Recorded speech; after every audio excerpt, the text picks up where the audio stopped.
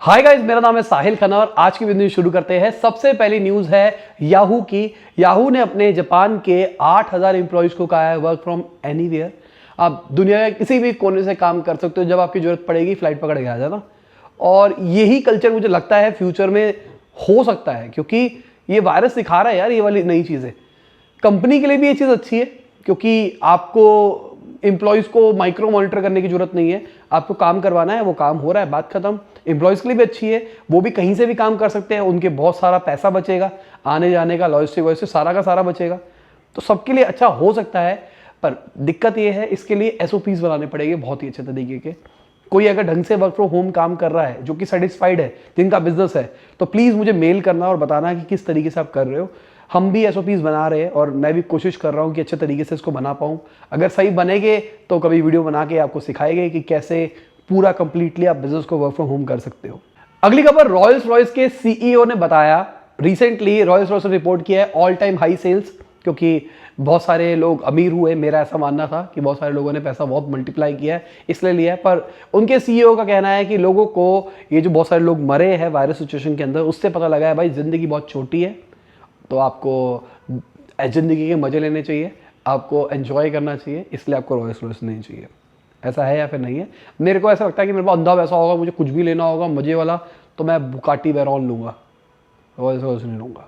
अगली खबर world economic forum की है। तो उन्होंने बताया कि कौन सी प्रॉब्लम है जिसकी वजह से इंडिया रिस्क में रहेगा। तो उन्होंने 5 इंपॉर्टेंट चीज़ें बताई, जैसे कि interstate relationship, debt crisis in large economy, failure of technology governance, digital inequality, और सबसे इंपॉर्टेंट चीज जो उन्होंने बताई वो बताया wide spread of youth disillusionment. इसका मतलब क्या है? आपको लगता है आप बहुत बढ़िया हो, आप तो ये कर दोगे, आग लगा दोगे, पर आपको अचानक ही पता लगता है यार मेरे पास की तो कुछ भी नहीं है। रियलिटी चेक होता है आपको और आप हिल के रह जाते हो। तो ये जो चीज़ है ना, इसकी वजह से आपको डिप्रेशन होता है, आप डिमोटिवेट फील करते हो और बहुत कुछ करते हो। तो लॉकडाउन की वजह से ऐसा भी हुआ है बहुत सारे लोगों के साथ, क्योंकि वो अपने टारगेट्स अचीव नहीं कर पाए। बहुत सारे लोगों को आईना भी दिखाई दिया है कि उनको लगता था कि वो एक काम कर रहे हैं, पर वो एक्चुअली कोई और काम कर रहा था। वर्क फ्रॉम होम के चक्कर में उनको अपनी रियलिटी खुद पता लगी है। तो आपको कैसा लगता है कि इंडिया का फ्यूचर क्या रहेगा? सबसे इंपॉर्टेंट चीज़ क्या रहेगा? ये जो डिजिटल इनइक्वालिटी है ना, ये भी मैं कहूँगा कि बहुत बड़ा फैक्टर रहेगा, एटलीस्ट डिजिटल के लिए। बहुत सारे लोग अभी डिजिटल को समझते ही नहीं है ढंग से। कई लोगों को डिजिटल का मतलब लगता है फेसबुक पे, यूट्यूब पे, ये सब कुछ। डिजिटल बहुत बड़ा है। साथ में उन्होंने टॉप मोस्ट सीवियर थ्रेट्स के बारे में बताया जो कि वर्ल्ड फेस करेगा आने वाले टाइम में, जिसके अंदर infectious disease, extreme weather, livelihood crisis, societal risk जैसी बहुत सारी चीज़ें हैं। तो लिस्ट आप देख ही सकते हो तो क्या क्या है उसके अंदर। तो आपको क्या लगता है सबसे बड़ा फैक्टर क्या है यहाँ पे? नीचे कमेंट में बताओ। अगली खबर, LIC का IPO आने वाला है। तो भाई गवर्नमेंट शायद 15 लाख करोड़ की वैल्यूएशन मांग सकती है LIC की, और ऐसा होगा तो बहुत बड़ी चीज़ हो जाएगी मेरे हिसाब से। तो ये ठीक है, LIC अच्छा है, नो डाउट, बहुत आग लगा रहा था, मतलब फंड्स उनके अच्छे खासे है, पर 15 लाख करोड़ की वैल्यूएशन के ऊपर देखते हैं कैसा खुलता है कैसा नहीं खुलता। आपको क्या लगता है कि ये बम्पर ओपनिंग के साथ खुलेगा या फिर इसका over the period of time Paytm वाला हाल हो जाएगा? अगली खबर वोडाफोन आइडिया की है। तो भाई कल वाली न्यूज़ अगर आपने नहीं देखी तो मैंने उसमें बताया था 21% के आसपास वोडाफोन आइडिया के शेयर्स घटे, क्योंकि उन्होंने एक कंटिजेंसी प्लान बना लिया है जहां पे वो जो पैसे उनको गवर्नमेंट को देने हैं उसके बदले वो अपनी इक्विटी देंगे, जिसकी वजह से एक majority of stake holder government हो जाएगी। तो CEO ने आके क्लियर किया है कि गवर्नमेंट ने पहले से ही क्लियर कर रखा है कि उनको 3 प्राइवेट प्लेयर्स चाहिए ही चाहिए टेलीकम्युनिकेशन सेक्टर के अंदर। और इसके बाद में रिकवरी दिखाई दी, शेयर बढ़ते हुए दिखाई दिए वोडाफोन आइडिया के। अगली खबर वर्ल्ड बैंक की है। तो उन्होंने वर्स्ट परफॉर्मिंग बैंक्स का इंडेक्स निकाला है। उसके अंदर सबसे ऊपर आता है चाइना का वो बैंक जिन्होंने एवरग्रैंड ग्रुप को फंडिंग दी थी। तो बहुत बुरा हाल किया एवरग्रैंड ग्रुप ने, बहुत ज़्यादा लोन लिया और उसको चुका नहीं पाया। अब ये मान के चलो वहाँ पे ऐसा कांड हुआ है, जिनको नहीं पता, एवरग्रैंड वहाँ की बहुत बड़ी कंपनी थी, डेवलपर कंपनी थी। तो रातों रात उन्होंने कहा कि भाई पैसे ही नहीं है और ऐसा कुछ कांड हो गया। अब ये मान के चलो, अगर इंडियन पॉइंट ऑफ व्यू से मान के चले कि रातों रात आपको टाटा ग्रुप कह रहा है कि भाई हमारे पास पैसे नहीं है, हम बंद कर रहे हैं, ऐसा कुछ हुआ वहाँ पे, जो कि बहुत बड़ी चीज़ थी। अगली खबर हमारी शेयर मार्केट की है। तो बढ़ती हुई दिखाई दी, 61,000 सेंसेक्स छू गया और 2 महीने पहले का रिक्लेम किया है उसने अपना ये। वायरस के लग रहे हैं आसार, केसेस बढ़ रहे हैं। पिछली बार जब ऐसा हुआ था तो शेयर मार्केट क्रैश करी थी, इस बार थोड़ी टालम टोल चल रहा था पर अभी बढ़ती हुई दिखाई दे रही है। और साथ में अगर इन्फोसिस की बात करके चलते हैं तो उन्होंने अपने Q3 का रिजल्ट निकाला है। उनके Q3 के प्रॉफिट 12% बढ़े हैं ईयर ऑन ईयर, अगर देख के चले 5809 करोड़ तक पहुंच गए हैं। अगली खबर, एक्स फाइनेंस सेक्रेटरी का कहना है कि उन्होंने कुछ 3 लॉ सजेस्ट किए हैं जिसकी वजह से क्रिप्टो मार्केट रेगुलेट हो सकती है, जिसके अंदर उन्होंने बोला है कि कंप्लीट बैन कर देना चाहिए क्रिप्टो करेंसीज को जो कि प्राइवेट है। यहां पे एक्सेप्शन दी गई है जो स्टेबल कॉइन्स है उसको छोड़ के। साथ में उन्होंने कहा है जो क्रिप्टो एक्सचेंजेस और बिजनेस है उनको भी कुछ रेगुलेट करने के लिए लाना चाहिए। और उन्होंने बताया कि जो क्रिप्टो एज अ एसेट की बात कर रहे हैं उसके लिए कुछ अलग लॉज आने चाहिए। एज अ एसेट की बात ये कर रहे हैं कि उसके ऊपर कैपिटल गेन टैक्स लगेगा तो उसके ऊपर कुछ अलग सा कुछ बना दो। और जो करेंसीज है जो कि पैसे लेन देन के लिए यूज होने वाली है उसके ऊपर कुछ और रेगुलेशन लगा लो कि भाई इतने रुपए से ऊपर का ट्रांजेक्शन, ऐसा कुछ नहीं होगा। मुझे नहीं पता क्या बोल रहे हैं पर मेरे हिसाब से ट्रांजेक्शन के ऊपर कोई लिमिट लगा लो कि इतने ऊपर नहीं होगा। जैसे फॉर एग्जांपल USDT है तो वो स्टेबल कॉइन है, तो मान के चलते हैं मुझे यूएस से अपने किसी क्लाइंट से पैसा लेना है, मैंने USDT के अंदर ही मंगा लिया क्रिप्टो के अंदर, मुझे पीछे का कोई ट्रांजेक्शन टैक्स नहीं देना पड़ा, पूरे बैंक का सारा पैसा बच गया। तो ये कमीशन काटने का बहुत बड़ा तरीका हो सकता है। इसकी वजह से बैंकिंग सेक्टर को बहुत नुकसान हो सकता है, गवर्नमेंट को भी नुकसान हो सकता है क्योंकि फॉरेन करेंसी डायरेक्टली नहीं आ रही है, क्रिप्टो की फॉर्म में ही सब कुछ जो आ रहा है वो आ रहा है। तो शायद गवर्नमेंट इसके ऊपर कुछ लिमिट का रेगुलेशन लाए कि इतने से ऊपर नहीं कर सकते या फिर टोटल बैन ना कर दे। डर तो यही है। अगली खबर मर्सिडीज की है, तो इंडिया के अंदर फैक्ट्रियां लगा रही है अपनी ईवी की।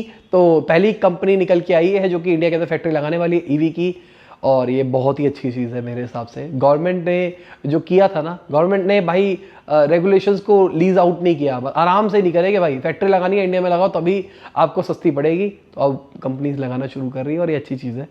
मैंने तो अभी गाड़ी ले ली है, वरना मैं तो प्लान करता मर्सिडीज ईवी लेने का ही। अगली खबर BMW की है, तो भाई उन्होंने भी 2.21 मिलियन व्हीकल्स डिलीवर किए हैं 2021 के अंदर। उनका भी मार्केट बड़ा है ओवरऑल अगर हम देख के चलते हैं तो। अगली खबर विप्रो की है, तो विप्रो ने 2970 करोड़ का प्रॉफिट रिपोर्ट किया है Q3 के अंदर, और उनका रेवेन्यू 30% बढ़ा है। ये प्रॉफिट नेट था।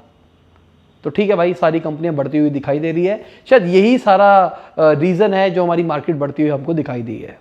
अगली खबर एयरबस की है, तो एयरबस अभी भी दुनिया का लार्जेस्ट प्लेन मेकर का स्पॉट रिटेन करता है। ये लगातार 3 साल हो गए हैं इसको अवार्ड जीतते हुए। अगली खबर इंडिया और रिपब्लिक ऑफ कोरिया की है, तो उन्होंने एम किया है $50 बिलियन के ट्रेड टारगेट का 2030 से पहले। तो अब ट्रेडिंग वहां से भी चलेगी, देखते हैं क्या होता है क्या नहीं होता, पर अच्छी चीज चल रही है। हमारी गवर्नमेंट इंपोर्ट एक्सपोर्ट के ऊपर भी काम कर रही है, जहां पहले 91 से पहले इंपोर्ट एक्सपोर्ट होता ही नहीं था, कोई बाहर की कंट्री की कंपनीज इंडिया में आ ही नहीं सकती थी। आज हम एक्सपोर्ट बहुत ज़्यादा कर रहे हैं, अच्छी ग्रोथ आ रही है हमारे देश के अंदर, यूथ की वजह से आ रही है। तो सभी को थैंक यू जो हमारे देश की ग्रोथ के अंदर पार्टिसिपेट कर रहा है। अगली खबर, वर्ल्ड बैंक के हिसाब से जो इंडिया की इकोनॉमी है वो 8.3% से बढ़ेगी फाइनेंशियल ईयर 22 के अंदर। तो ये भी अगेन अच्छी खबर है। अगर हमको $5 ट्रिलियन का वो आंकड़ा छूना है तो हमको 8% से ऊपर ग्रो करना है, जो SBI की रिसर्च ने बताया था। तो अच्छी चीज है, इस टारगेट के हिसाब से हम अचीव कर पाएंगे। अगली खबर ICICI बैंक का कहना है जो INR है, जो इंडियन रुपी है, उसके पास में कोई चॉइस नहीं है डेप्रिशिएट होने की लॉन्ग टर्म के अंदर। अभी के टाइम पे वो अप्रिशिएट हो रहा है, आपको बढ़ता हुआ रुपये के साइन दिख रहे हैं कि भाई इंडियन इंप्रूव हो रहा है, पर अगर आपको एक्सपोर्ट करना है तो आपको करना ही पड़ेगा अपनी करेंसी को डीवैल्यू। क्या उनका ये कहने का मतलब था या कुछ और था? अगली खबर विप्रो के चेयरमैन प्रेम जी की है, तो उन्होंने बताया कंपनी वही जीतेगी जिनके पास में टैलेंट होगा। सीधी सी बात है, मार्केट में टैलेंट की बहुत ज्यादा कमी है। बंदे तो है मार्केट के अंदर पर टैलेंटेड बंदे नहीं है, और उसी के बारे में यहाँ पे बात करी गई है। लोग चीज तो सीख लेते हैं पर चीज के पीछे का कंसेप्ट नहीं समझ पाते। अगली खबर, एक 19 साल का हैकर है, उसने कहा था कि वो दुनिया की कोई भी गाड़ी का डोर अनलॉक कर सकता है। अभी रिसेंटली उसने 25 टेस्ला गाड़ियों के डोर अनलॉक किए हैं, उनको स्टार्ट किया है, उनके शीशों के साथ छेड़ा है वर्ल्ड वाइड एक ही जगह से बैठ के। और ये ट्वीट करने के बाद में उन्होंने ये भी ट्वीट किया कि अब जो टेस्ला की कंपनी है वो इसके अंदर देख रही है, तो शायद उसको बहुत बड़ा कंपनसेशन भी मिलेगा इसकी टर्म्स में, क्योंकि उसने एक बहुत बड़ा बग ढूंढ के निकाला है। तो आपको क्या लगता है, ये जो हम सब कुछ टेक डिपेंडेंसी पे जा रहे हैं, ये चीज़ सही है या फिर गलत है?